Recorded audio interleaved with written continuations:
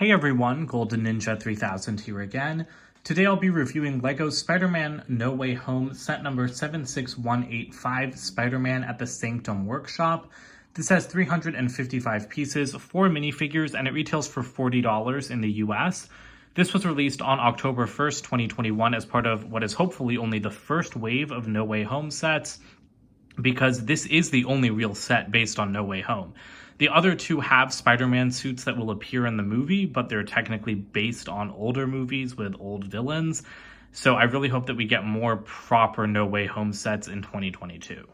You know what? We're actually going to break with tradition a little bit, and we're going to start with the minifigures by looking at Wong.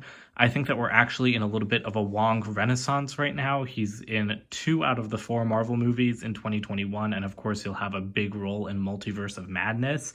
And this is the first time we're getting a Wong minifigure in a set. The only other one we got was a Bricktober 2018 exclusive. I do like that one better. This one has a nice torso, but I don't know, like the face just doesn't really look like Wong to me, although I think it is new for the character. And again, while the torso is nice, I just don't love like the yellow colors. It is accurate to like the winter attire he's wearing in the trailer, but it just makes it less useful, and I think it's not as cool as like his full like, you know, sorcerer outfit that he was wearing in the Bricktober pack. To me, the face also looks like a much younger person, like it looks like a teenager or like a 20-year-old. It doesn't really look like Benedict Wong's face to me. He doesn't have an alternate face, which is kind of disappointing, but hey, at least he got a new print. And continuing with the magic people, we have Doctor Strange here. This is actually our first Doctor Strange minifigure since 2018, which really shocked me. I guess I didn't realize it had been that long since we've gotten one, but I think he looks really good. I love the torso and leg print. I'm kind of glad he's not wearing his winter coat because I think that would have kind of ruined this figure. He's still wearing the Eye of Agamotto, as you can see, which is interesting considering that the Time Stone and the eye itself was destroyed in what was it, in Infinity War? Sorry, searching for the words. But the biggest thing here is obviously the new cape mold. This looks freaking amazing.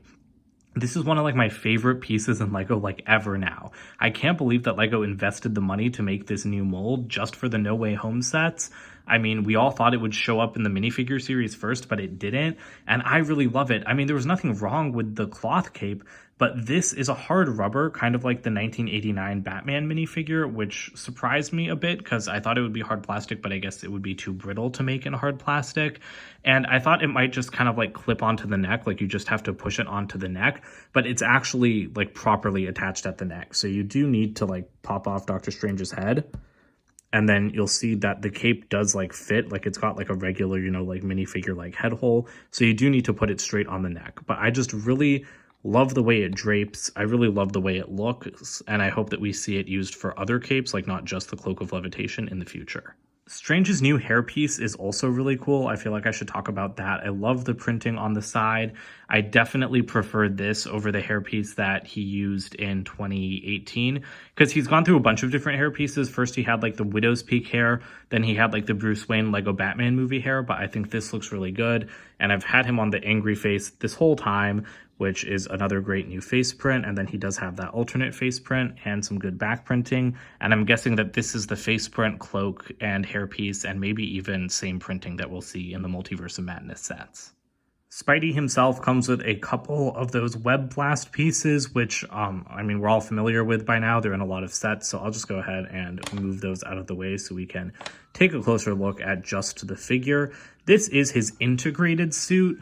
Now, no one really knows what's going on with it in the movie, but it looks like the Iron Spider, like nanobots, are going to attach themselves to the red and black suit that he's been wearing since Far From Home.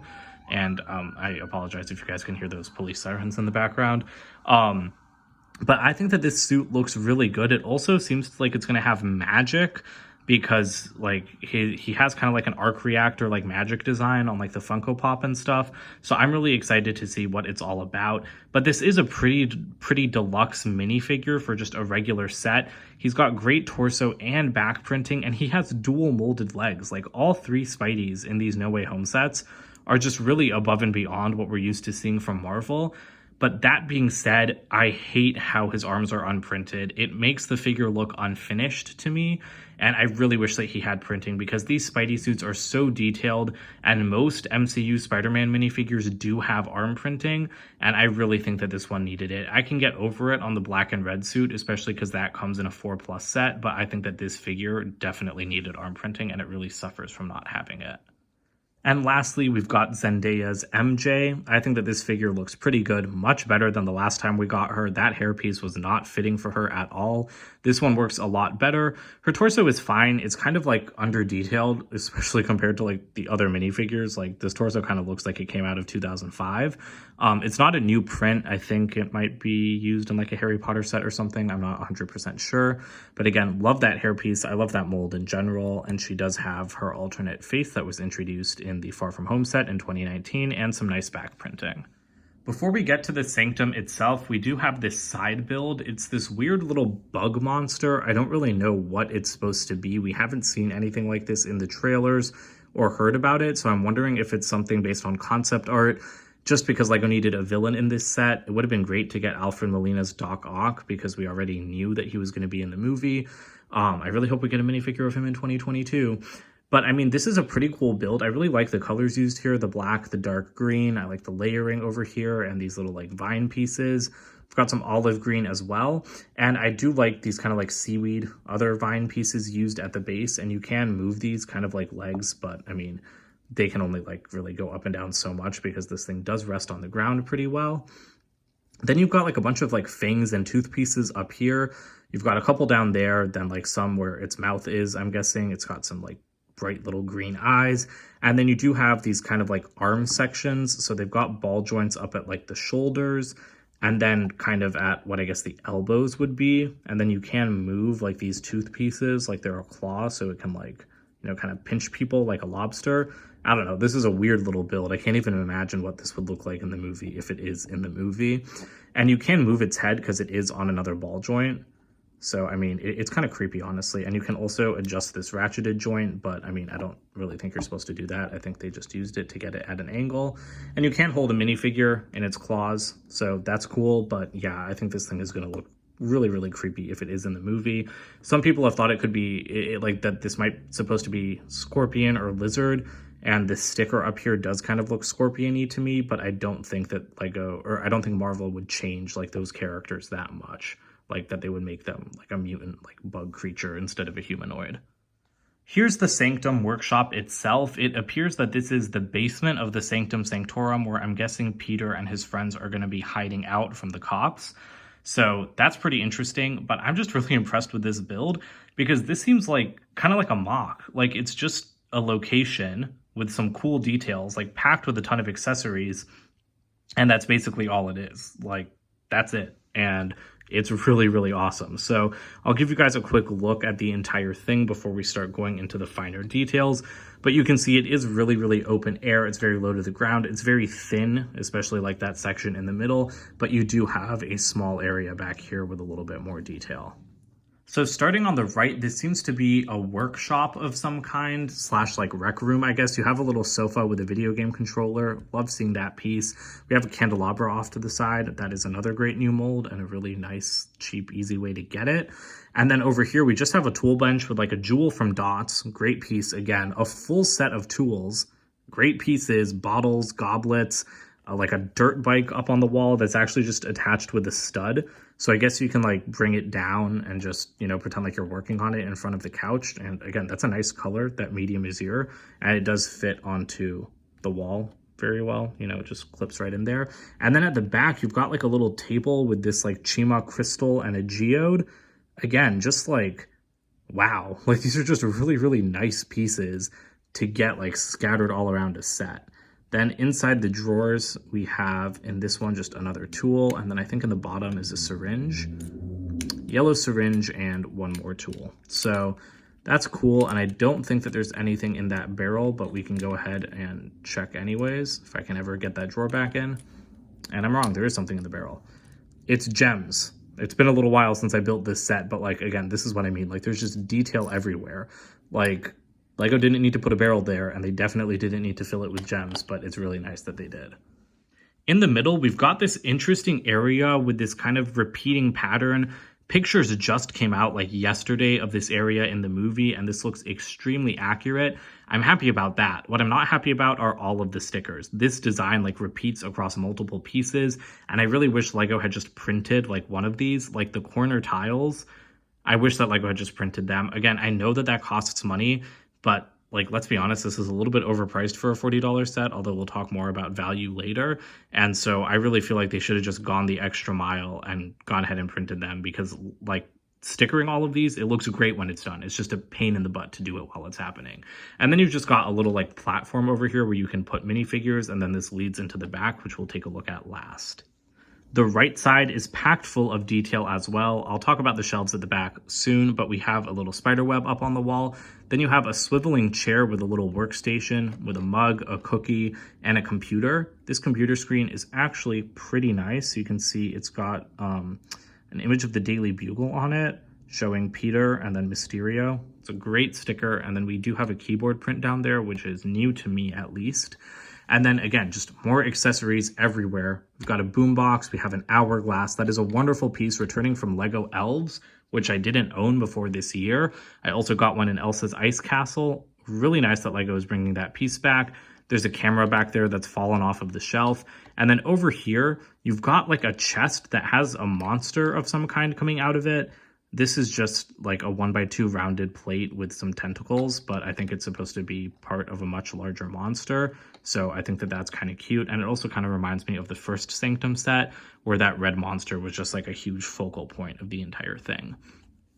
Then at the back, you have a lamp that's built with a very nice upside down Queen Whatever crown piece, or, you know, that broken eggshell piece. And then you have another one of those holding a sextant up here. Then you've just got some nice bottles and stuff. And actually, I'll just pull out this whole shelf. I'll just break that a little bit. But you've got a ton of nice bottles. You have an egg. You've got a cauldron. And then you've got like a toolbox. And then that camera that fell is supposed to go up here by this little red crystal. So yeah, there's just a ton of detail. Like honestly, like there's nothing really to play with, but there's a lot to look at. At the back, you've got some rock work that looks pretty good, and this does give you a better look at the back of the shelf. I guess I could have just done that instead of breaking off the whole thing. Same thing over here. You can kind of see how like the workstation is built, and you get that geode. And then you do have some animals back here. We have a scorpion and then just a regular black spider. And I have to say, I hate how realistic LEGO spiders are now. Like, this is a really cool piece, but building like alone in my room at 1 a.m. and like dumping this out, like, it really does look like a real spider. I know it's not, but it just freaks me out because I'm like, if a real spider was crawling across here, I wouldn't be able to tell. And then back here, kind of hard to get the camera in, but we do have a jewel in a stud, and then a little like minifigure statuette trophy, and then a big empty bowl. I think we see this in the trailer, but I don't really know what that's about. But I do think that area is just framed up really nicely. Like, if you kind of just look through this kind of like window area, I think it's cool to see back there, but there really isn't too much going on. And a nice thing is that even though there's so much detail crammed into like every section of this build, you still have a lot of room to pose up minifigures, and I appreciate that. You know, you've got a couple of seats for them. You can't really fit 2 people on this couch, but I mean, you don't really need to. There's plenty of studs to just position figures on, and I really appreciate that. There's a lot of different areas to put them. However, one thing I don't like about this build is how flimsy this wall is. You noticed when I pulled this off earlier that like that 1x1 piece just like moves a lot. Sorry, I went out of focus a little bit. But yeah, like you can just see how much that's flexing. I don't like that. I also think that just the top is really unsightly, like with the gray hinge pieces and then all of the exposed studs. That really bothers me. I would have either liked a couple of gray plates to like finish the line of gray on top, or tile the whole thing over. I don't need it tiled over because there's a lot of studs everywhere else, but it just looks super strange to have these hinge plates stick out and then to have everything be like one step lower. It just makes it look unfinished to me, and I don't really like that. There are a ton of extra pieces, of course. I've tried to separate out a couple of the more interesting ones. Tons of jewels, little accessories, and then just the leftover webs. The box for this set is the typical $40 size, and I really like the art of Spider-Man in the integrated suit on the side. But the art of Doctor Strange brings up a problem that I have with this set that I forgot to talk about earlier. I hate that he doesn't get any magic accessories. Like, LEGO shows him glowing orange here, which is cool, and he's like waving his hands. But the fact that neither he nor Wong gets any actual like magic discs or effects pieces or literally anything, like even a power blast, I think that's really lame because the printed dishes that he came with in 2016 and 2018 were like really cool, and he should have come with them. Honestly, there's just kind of no excuse for it in my opinion. Like, this is a set that is packed with accessories in like every corner. And yet the fact that one of like the main characters in the entire movie doesn't get any accessories is like really lame to me. At the back, I do really love this art. I think it's really cute. First of all, it's really interesting to see LEGO just emphasizing like, hey, look at how cool this set is. Like, even showing the back of a set on a box, they never do that. But that just speaks to how, you know, it's really for display, not play. Love the LEGO art of the integrated suit. And then at the back, I really like this shot of the Cloak of Levitation chasing Peter with a drill. The instruction manual for this set is fairly typical. No real surprises here. At the back, you do have an ad for the 2021 mechs and the Infinity Saga sets, but for some reason, not the other No Way Home sets. I don't really know why LEGO didn't advertise those. So overall, I think that this is a pretty awesome set. Again, it's really nice to see LEGO emphasizing something so much for just like displayability and just like cool details, especially in a set this small. Like, this is just a regular $40 retail set. It's not even an exclusive or anything. So I am pretty impressed by that. We've got some great minifigures here, but all of my problems, they are kind of small and nitpicky. So first of all, the price, $40. It's okay. Like, it is like a decent amount of stuff. Like, I don't feel ripped off for $40. It's not like I think that this set should be $30, but it's more like I feel like this set should be $35, because my other little problems, stuff like Peter needs arm printing. This suit needs arm printing. Like, this is his main suit in the movie, at least like the one that's being pushed in the marketing. And like Iron Spider, his regular suit in Homecoming, his suit in Civil War, all of them have arm printing. So this one should have had arm printing too. It's great that we got the dual molded legs. I love that. I love that we got printed arms on the black and gold suit in the Vulture set. I love that we got dual molded legs in the 4+ set, but we needed arm printing here. Like, I'm sorry. It's just, it would have made this figure perfect. And right now this figure just looks unfinished without it, even though everything else is so great. Then also the problem with Doctor Strange, he needed magic pieces.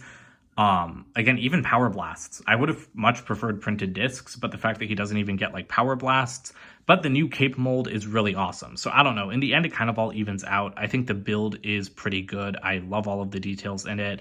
Even the little like scorpion thingy, it's cute. And I mean, it offers good playability. So I do think it's a good set. I would recommend getting it, even just for the minifigures alone and the cool pieces.